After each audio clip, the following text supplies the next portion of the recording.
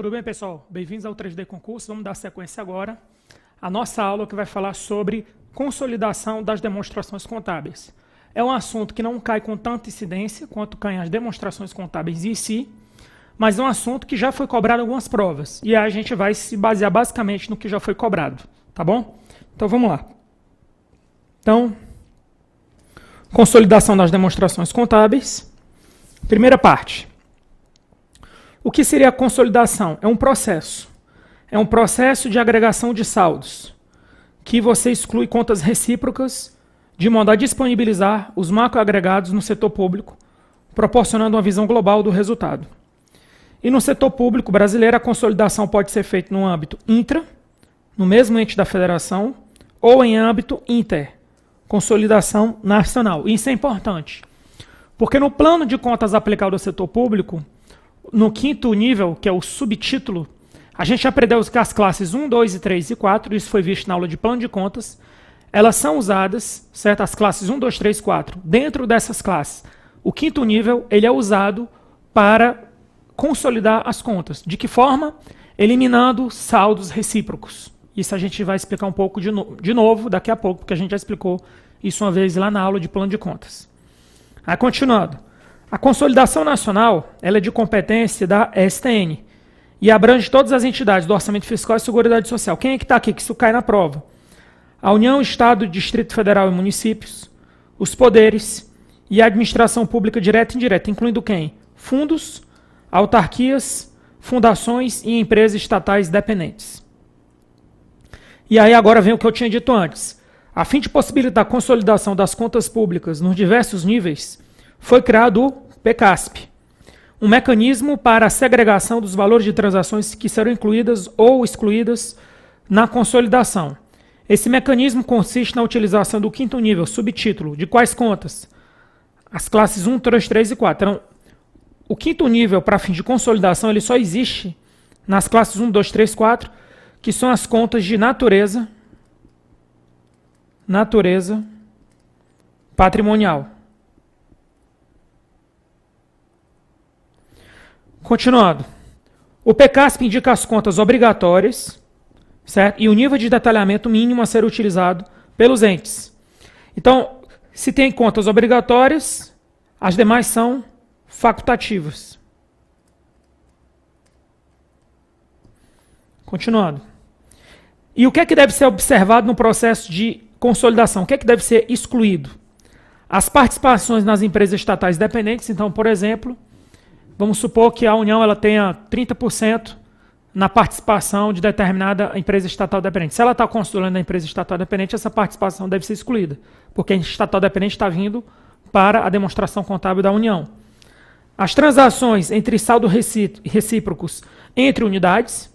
Então, se você tiver um saldo recíproco, a autarquia alienou algo, alienou um bem para uma fundação pública, e elas fazem parte do mesmo ente, deve ser excluído. E as parcelas de resultado, certo, acumulado, e o custo dos ativos que corresponderem a resultados ainda não realizados. Se ainda não foi realizado, também deve ser excluído. Beleza, aí o que é que a gente vai fazer agora? Você viu que é bem simples. A gente viu agora o que estava no MCASP, Manual de Contabilidade Aplicada ao Setor Público. Agora a gente vai adentrar nos conceitos da NBCT 16.7, que é que trata do tema. Então, e aí presta atenção no que já foi cobrado. Então, consolidação das demonstrações contábeis. É o processo que ocorre pela soma agregação de saldos, excluídas as transações entre entidades incluídas na consolidação. Isso aqui é importante, ó. Formando uma unidade contábil consolidada, ou seja, forma uma nova unidade contábil. Quando uma entidade do setor público necessita de recursos orçamentários, agora vamos lá, dependência orçamentária. Quando é que caracteriza uma dependência orçamentária? Quando uma entidade do setor público necessita de recurso orçamentário de outra entidade para financiar a manutenção de suas atividades. Certo? Dependência regimental. Quando uma entidade não depende orçamentariamente, esteja regimentalmente vinculada a outra entidade. E relação de dependência. Quando a dependência orçamentária ou regimental e unidade contábil consolidada A soma ou agregação de saldos ou grupo de contas de duas ou mais entidades contábeis originárias, excluídas as transações contábeis SL. Essa questão de unidade contábil originária, unidade contábil descentralizada, unidade contábil unificada e unidade contábil consolidada, isso foi visto na primeira aula do curso, beleza? Aí, continuando. No processo de consolidação, devem ser consideradas relações de dependência.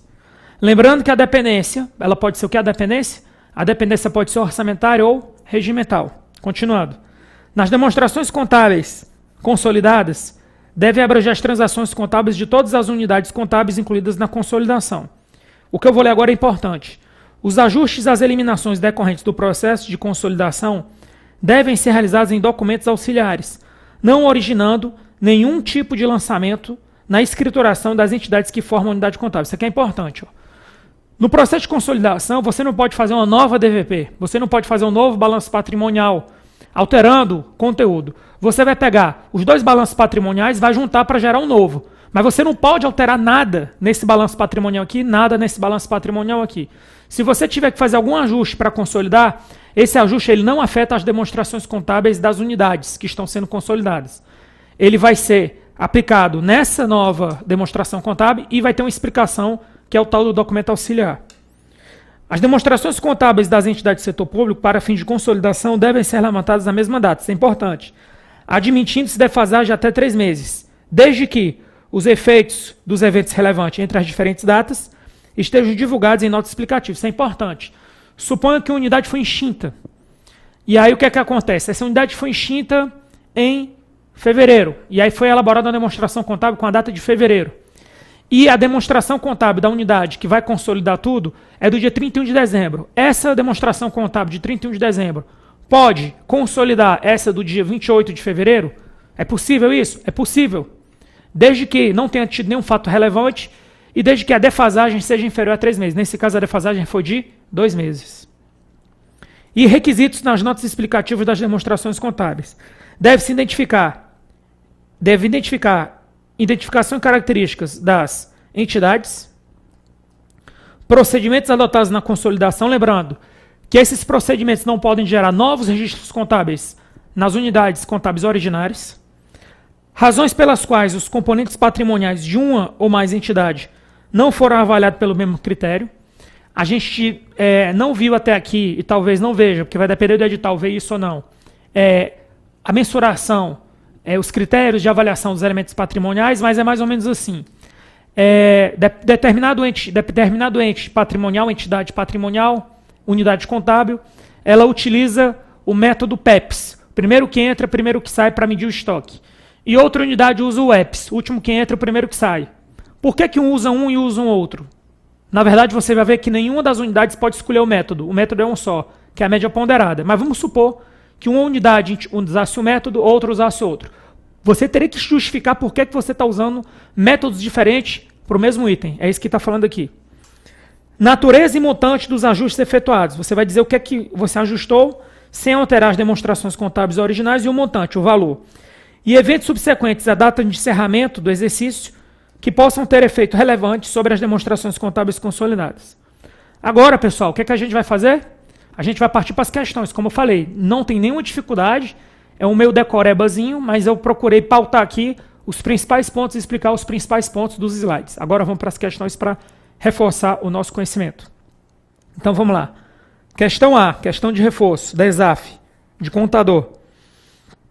A respeito da consolidação dos balanços públicos, é correto afirmar: a participação nas entidades dependentes devem ser excluídas na consolidação. Verdadeiro. A gente viu que sim. O PCASP indica as contas obrigatórias e facultativas a serem utilizadas por todos os entes. Verdadeiro. A consolidação pode ser dada tanto em nível intragovernamental, seria o código 2, como no âmbito intragovernamental, seria o 3, 4 e 5. Lembrando que esse código 2 e esse código 3, 4, 5, eu estou falando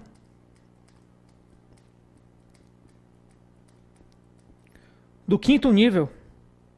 Primeiro nível, segundo nível, terceiro nível, quarto nível, sexto nível, sétimo nível. Eu estou falando aqui do 5º nível, que se chama subtítulo. Então, ao invés desse quinto nível aqui, teria código 2, se você estivesse fazendo uma consolidação intra. E você usaria o código 3, 4 e 5, você vai eliminar esses códigos no momento que você for fazer uma consolidação inter. Os fundos integrantes do orçamento fiscal podem ser excluídos da consolidação? Não. Na verdade, eles não podem. Vamos colocar da forma correta? Não podem. Então, aqui está errado, é o gabarito. A consolidação ocorre pela soma ou agregação dos saldos ou grupo de contas formados por uma nova unidade contábil. Formando uma nova unidade contábil. Verdadeiro. Qual é a unidade contábil que é formada? Unidade contábil consolidada. Então, aqui seria a unidade contábil consolidada. Questão B. A consolidação das demonstrações contábeis, objetivo, o conhecimento, a disponibilização de macroagregados, a visão global do resultado e a instrumentalização do controle social. De acordo com a NBCT 16.7, é correto afirmar que as demonstrações contábeis consolidadas devem ser complementadas por resposta, notas explicativas, né? Vamos ver aqui.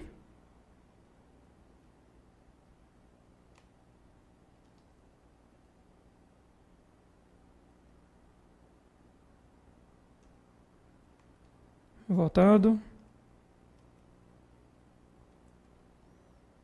Só voltando aqui.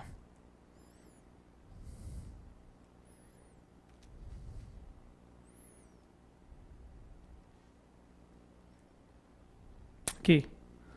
Notas explicativas, né? Seria isso. Tá bom? Então, continuando. C. Ele quer que você avalie os 5 itens e diga qual deles está verdadeiro e qual deles está falso. Então, vamos lá. No processo de consolidação das demonstrações contábeis, não deve ser consideradas as relações de dependência. Falso. Deve ser considerada as relações de dependência. Então, aqui está errado. 2. Os ajustes e as eliminações decorrentes do processo de consolidação devem ser realizados em documentos auxiliares, não originando nenhum tipo de lançamento na escrituração das entidades que formam a unidade contábil. Verdadeiro. As razões pelas quais os componentes patrimoniais de uma ou mais entidades do setor público não foram avaliados pelos mesmos critérios devem constar em notas explicativas. Verdadeiro. Então, aqui é que ele fala da nota explicativa. As demonstrações consolidadas devem abranger as transações contábeis de todas as unidades incluídas na consolidação. Verdadeiro. E as demonstrações contábeis das entidades do setor público, para fins de consolidação, devem ser levantadas na mesma data, não se admitindo defasagem. Errado, porque a gente sabe, admitindo-se defasagem em até 3 meses. Seria isso. Então, só o 2, 3 e 4 está verdadeiro. O gabarito da letra E. Questão D. Em decorrência da necessidade de cumprir o disposto na Lei 101 de 2000, LRF, Lei de Responsabilidade Fiscal, que prevê ao Poder Executivo, ou que prevê que o Poder Executivo promoverá a consolidação nacional e por esfera de governo, certo? O PCASP, Plano de Contas aplicado ao setor público, contém algumas regras que devem ser observadas. Sobre as regras de consolidação, julgue os itens seguintes, verdadeiro ou falso. Todas as classes devem utilizar o 5º nível para identificação de saldo recíproco. Falso. As classes 1, 2, 3 e 4 apenas. 2. As contas do PCASP identificadas com o código 2 no 2º nível, intra, deverão ser excluídas no processo de consolidação de cada ente. Verdadeiro. E as contas identificadas no 5º nível com o código 1 compreende os saldos que não devem ser excluídos. Verdadeiro. Então, aqui o gabarito é 2 e 3. 2 e 3, letra E, o gabarito. E próximo. De acordo com a NBCT 16.7, as demonstrações contábeis consolidadas devem ser complementadas por notas explicativas. Isso aqui, na verdade, é a resposta para essa primeira questão aqui. Ó. Vamos voltar aqui um pouco. Aqui, ó. Você vê que quando eu saio daquela questão, é a resposta da letra B. Da questão B. Agora vamos voltando para a questão E. Entre as informações necessárias não se inclui. Ele quer saber o que não é obrigatório. Identificação e característica das entidades. Verdadeiro. Abertura individualizada do saldo das contas relevantes. Não tem previsão para isso. Procedimentos adotados. Eventos subsequentes à data de encerramento do exercício. Verdadeiro. E natureza e montantes dos saldos nos ajustes efetuados. Verdadeiro. Então o gabarito aqui, o que está errado, é letra B. Não tem previsão disso. Beleza? E F.